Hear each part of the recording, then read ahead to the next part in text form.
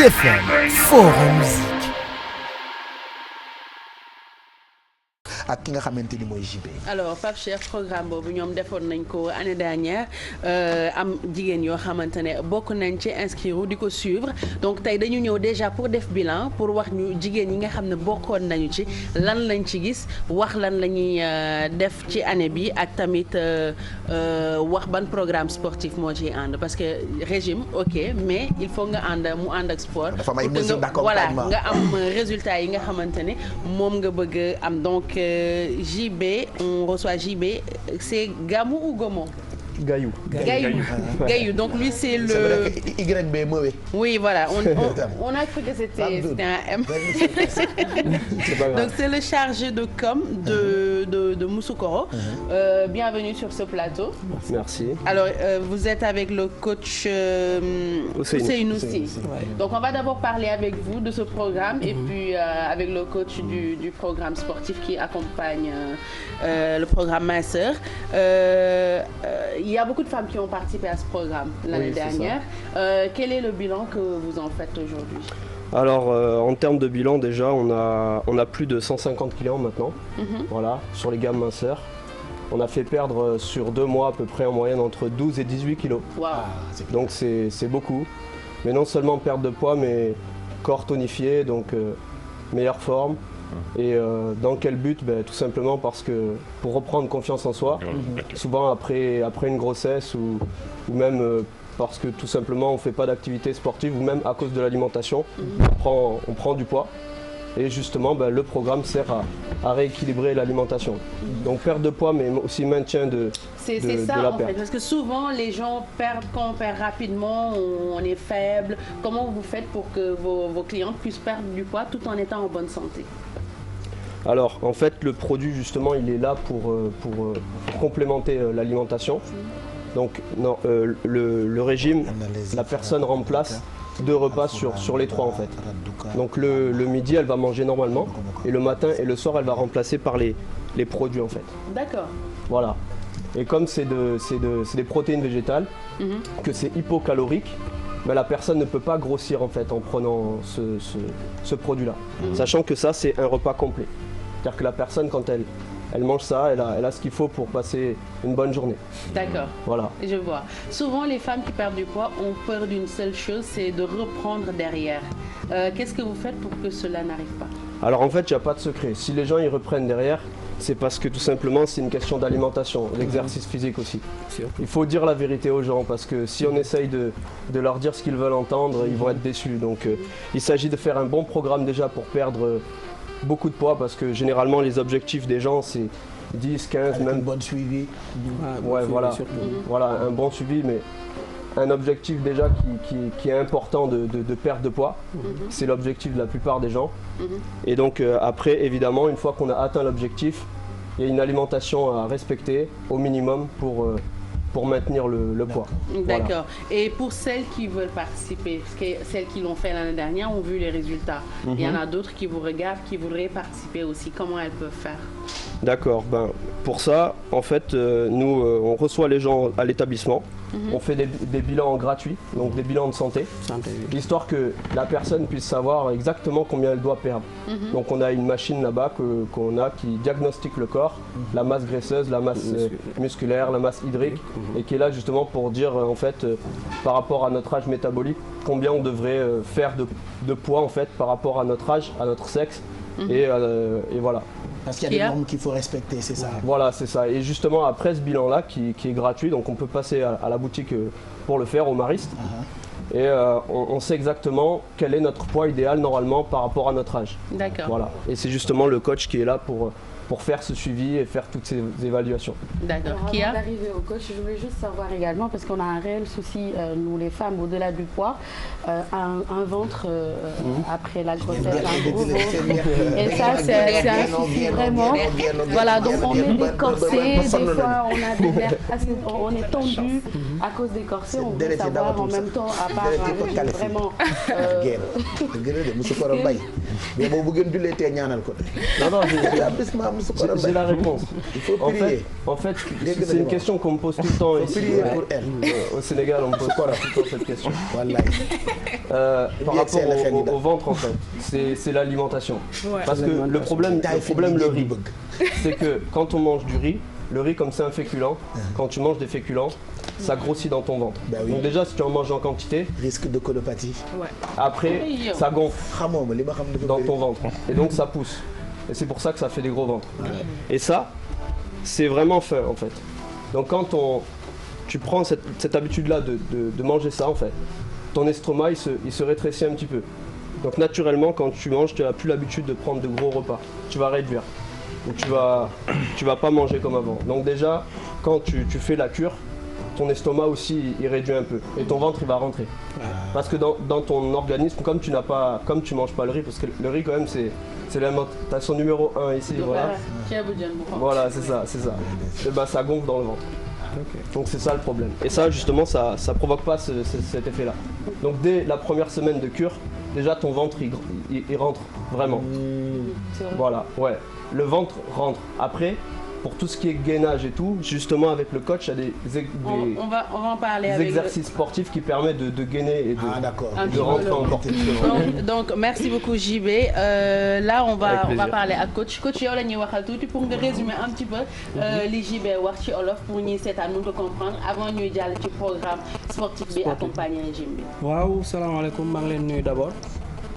Donc comme li ko JB waxee léegi boo ñëwee ci institut bi déjà dañ lay jëlal sa IMC mooy indice de masse corporelle dañ lay jëlal sa IMC wax la par rapport à ton âge ñaata nga war a perdre par rapport ak sa taille ñaata nga war a perdre donc IMC bi dañ la buñ la ko jëlalee déjà di nga xam masse graisseuse bi ñaata la war a perdre pour nga mën ko conseiller à ce que ban gamme la war a jël parce que y a différentes gammes yoo xamee ni du genre pour ku war a perdre lu bëree bëri ak koo xamee dafa war a perdre lu tuuti donc ça dépend des morphologies ça dépend tamit ci yaramu nit ki donc nit ki bu ñëwee bañ jëlal ko IMCM dinañ xam du genre nan la war a perdre du côté ventral wala loolu tamit c'est des exercices à faire waaw c'est des exercices à faire ak accompagnement bi ñu doon wax accompagnement sportif bi du genre du dañ lay jox produit bi rek nga dem non dañ lay suivre de très près di la wax ne la même bu fekkee mënoo ñëw di def sport si ñun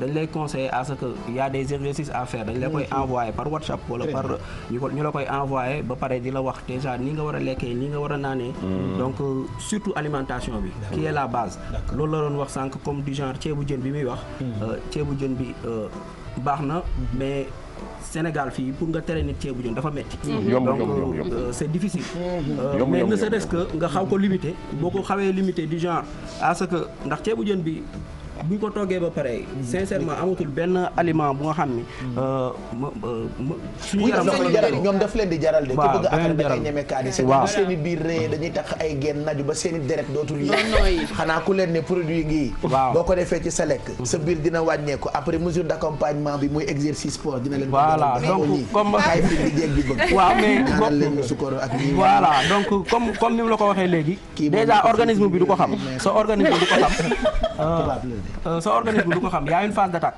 donc phase d'attaque bi bu fekkee da nga ñëw sa organisme lu mu musul xam nga teg ko donc perte boobu noonu c'est fort probable dafay am donc perte bi day gaaw mais dalay jaaxal mais perte bu gaaw boobu il faut que comme ni mu ko waxee foog ñu wax nit ñi li am quoi donc sa organisme jigéen ñi résultat la ñu bëgg résultat bu gaaw la ñu bëgg dañ lay woo chaque instant ne la dañ bëgg résultat coûte que coûte affaire bi gaaw déjà résultat bi gaaw a daanu man dama leen sa organisme résultat sa organisme bu fekkee tey jii xamul li nga xam ni moom nga koy teg alimentation bi équilibré bi donc pendant 6 jours taf de mën nga perdre jusqu'à 5 à 6 kilos ça dépend des morphologies donc am na ñoo xamee ni tam dinañ xaw a seen organisme xamoon na ay alimentation équilibrée donc ñooñu boo leen joxee lii dina xaw a résistant tuuti ñu perdre 3 kilos 4 mais ñi nga xam ni dañu tàmm lekk bu bëri bi en même temps musuñu xam ay repas yu équilibré donc boo leen joxee lii pendant 6 jours tak da ngay gis mu ñu jeex bu gaaw. dama bëggoon laajte rek rapidement est-ce que régime bi boo koy def de temps en temps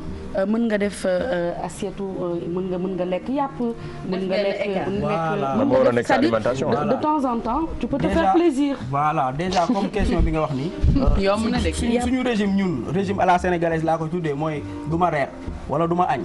donc da nga war a añ da nga war a reer da nga war a ndékki. wala lekk mais noo war a ndékkee noo war a añee ak noo war a reeree. ndax bu fekkee añoo wala reeroo da nga koy rattrapé ci beneen repas voilà donc comme li nga wax yàpp bi ak yooyu mën nañ ko lekk mais dafa am nu ñu koy lekkee on va se référer sur les viandes blanches donc jën bi ginaar bi yooyu déjà mën na accompagner yaa waxul loolu de dibi par exemple.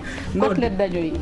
côtelette dajo yi yooyu xam nga les fêtes sont là benn jour tam yàqul dara benn jour bi nga xam ni tu vas manger beaucoup de calories après tu vas en dépenser boo paree boo ñëwaatee sama saal moom dinaa la daj loolu metti pour loolu wàcc waaw nga brûler ko. mooy xam nga fi Sénégal dañoo am habitude di wax ni jigéen dafay am ginnaaw est-ce que tamit yéen a ngi sooxaale ni mu nga ci kaw wàññeeku sans pour autant forme beeg yooyu yëpp nekk fi waaw donc question bu am solo nga posé ndax ñoom bu ñu ñëwee déjà li ñu leen njëkk a wax mooy dama bëgg sama membre inférieur mooy jigéen ñi am ginnaaw yi dañ la naan sama ginnaaw laa bëgg mu wàññeeku wala biir bi laa bëgg mu rës donc organisme dafa am nu mu tëddee. yow yaay manipuler sa yaram.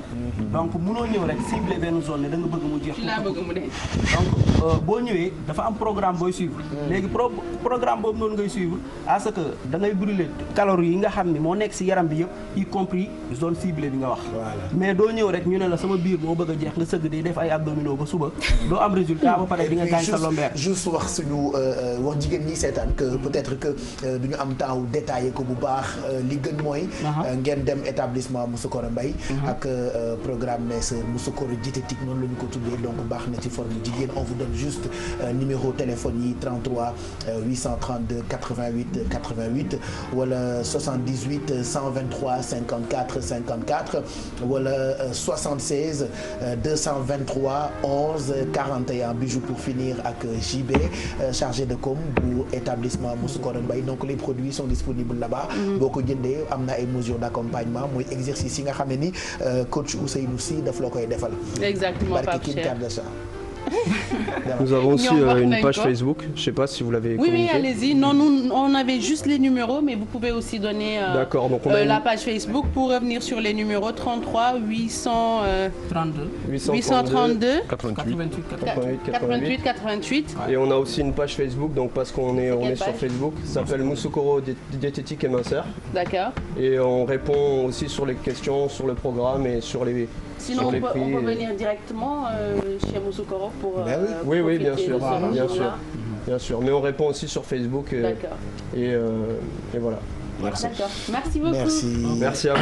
Nous allons commander tout à l'heure. Nous passons. Pour les personnes qui font le programme aussi, il y a un mois de sport qui est offert. Donc toute personne qui achète un programme, il y a un mois de sport qui est offert dans les établissements Moussoukoro. Super. Merci d'être passé. Comme ni mu leen ko waxee léegi rek du genre ku bëgg a ñëw ci Moussoukoro ñun ñu ngi en face station EDK bi nekk Maris. Moussoukoro àddina yëpp ko xam. waaw ñëwee rek incha allah yàgg naa ko def naa ko. xanaa yàggoo ci Moussou. yàgg naa ko def. dinaa ñëw def soin. incha allah soin visage. merci jaajëf Ousseynou. ok merci beaucoup JB.